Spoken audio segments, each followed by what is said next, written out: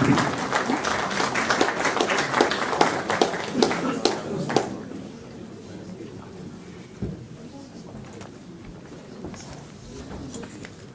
and gentlemen, there were many important issues discussed during the last days. But I agree with Professor Dahlmeier that we cannot conclude this conference without focusing again on the reality that we as a civilization are on the verge of a thermonuclear war. The possibility of a military attack on Iran, the escalation of the situation between Syria and Turkey, the deployment of US aircraft carriers in the Western Pacific, close to these contested islands, and Hillary Clinton's statement that any attack on these islands would bring the US-Japan military treaty into play. The agreement of the Spanish government to participate in the NATO anti-missile defense shield. All of these developments demonstrate that we are in mortal danger. The almost continuous policy of regime change, which after the collapse of the Soviet Union bombed Iraq back into the Stone Age, plunged Libya into anarchy, turned Afghanistan into a nightmare, and victimized the secular state of Syria with foreign intervention and religious warfare.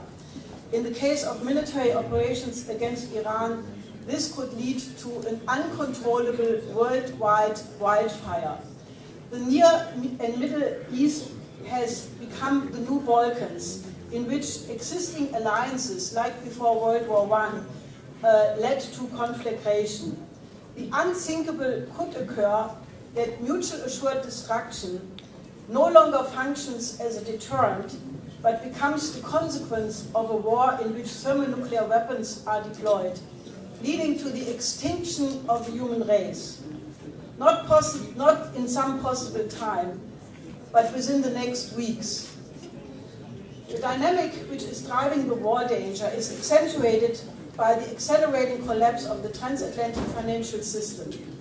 Bernanke's euphemistically named quantitative easing 3, liquidity expansion is just as hyperinflationary as Mario Draghi's whatever it takes unlimited purchase of state bonds through the European Central Bank.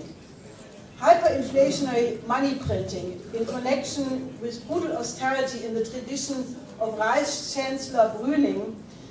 against the populations and real economy has already led to life-shortening effects upon millions of people in Greece, Italy, Spain, and Portugal, and threatens to plunge Europe into a firestorm of social chaos.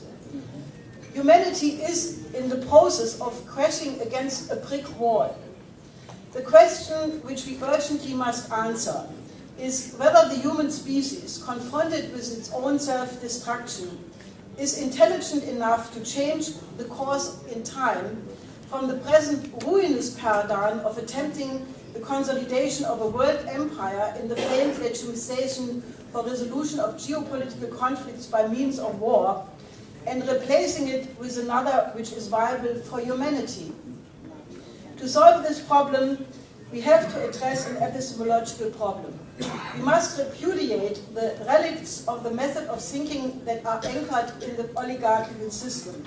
including deductive, positivist, empiricist, monetarist, or linear statistic projection concepts expressed by bad infinity, as they belong to a world view that has nothing to do with the laws of the real physical universe, nor the creativity of human reason. Instead, we must craft with the same creativity and love of humanity as that of Nikolaus of Cusa, Johannes Kepler, Gottfried Leibniz, Johann Sebastian Bach,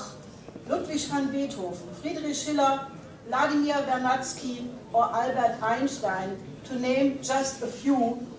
a vision of a better future of mankind, which of course can be realized only if enough forces unite themselves for this good cause. Such a vision can never be the result of Aristotelian thinking or become a consensus of solutions of many small side issues, thinking from below, but it must come from thinking from above. Nikolaus of Cusa has, with his method of the coincidentia oppositorum, the coincidence of opposites, whereby the one has a higher order of power than the many, laid the cornerstone out of which not only the principle of Westphalian peace and the international law of nation came, but also a universal method of problem and conflict solving, which is still valid today. This means we must begin with the definition of the common aims of mankind. What could be more important than the ontological question of esse, to be, being, that we are able to secure the prolonged sustainable existence of the human species? By virtue of the anti-entropic lawfulness of the physical universe, the enduring existence of humanity requires a constant rise in the potential relative population density and continuously expanding energy flux density in the production process. If we want to find a solution to the twofold existential threat to mankind, the danger of thermonuclear war and the systemic economic crisis, then the new paradigm must bring itself into cohesion with the cosmic order, with the order of creation. We need a peace plan for the 21st century, a vision which simultaneously inspires the imagination of hopes of men. Despite having all the scientific and technological means at hand to guarantee humane conditions of life, there are presently over 1 billion subject to hunger and malnourishment. 25,000 children are dying daily of hunger. That is a small city every day. 3 billion are living in poverty and are denied their human rights. Is it then not our sacred duty to actually deploy the means we have? We need large-scale development strategy, building on the idea of the United Nations of the development decades of the 50s and 60s, rejecting completely the paradigm of the last 40 to 50 years as the wrong track, and thus reviving the idea of peace through development. Such a vision could be the implementation of the World Land Bridge with its many great projects like Mlawapa, the tunnel under the Bering Strait, the development of the Arctic, the expansion of the Eurasian land bridge above all into the Near and Middle East and the Indian subcontinent, including linking Africa to the world land bridge through tunnels under the Strait of Gibraltar between Spain and Morocco, and also between Sicily and Tunisia. There are two large regions of this planet where the lack of development cries for vengeance, one being the African continent that was never allowed to recuperate from century-long colonial exploitation, and the second being the Near and Middle East, which currently is way behind their golden periods when Baghdad was the center of world culture, or Palmyra, Tadmur in Syria, was a pearl of the ancient Silk Road.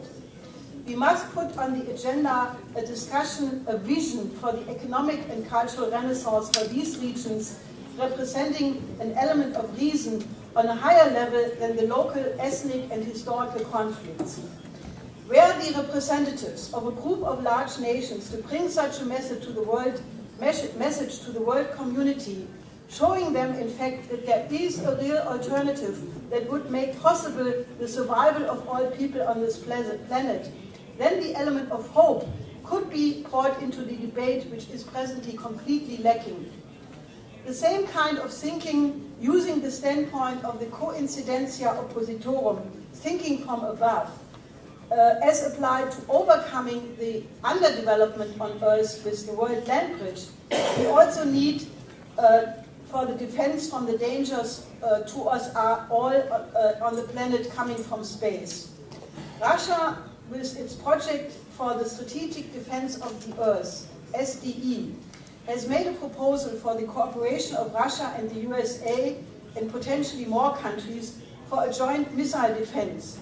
and the protection of Earth from asteroids and comets' impact, which can replace the current geopolitical confrontation and existence threatening escalation. The SDI project is in the tradition of the SDI, the Strategic Defense Initiative, the proposal for overcoming the nuclear threat and the division of the world in military blocs which my husband Lyndon LaRouche developed 30 years ago, and which President Reagan made official policy in 1983. The SDE project, which includes early warning systems for man-made and natural catastrophes, as well as cooperation in manned space flight, is the absolutely necessary economic science driver that the crisis-ridden world economy needs in order to achieve higher levels of productivity and create the new scientific and technological capabilities that are needed for the solution of the problems on Earth. Joint space travel is the necessary next step for the evolution of mankind, with the extraterrestrial imperative, as it was called by the renowned scientist and rocket engineer Kraft-Erika. Mankind can now enter into an age of adulthood, leaving behind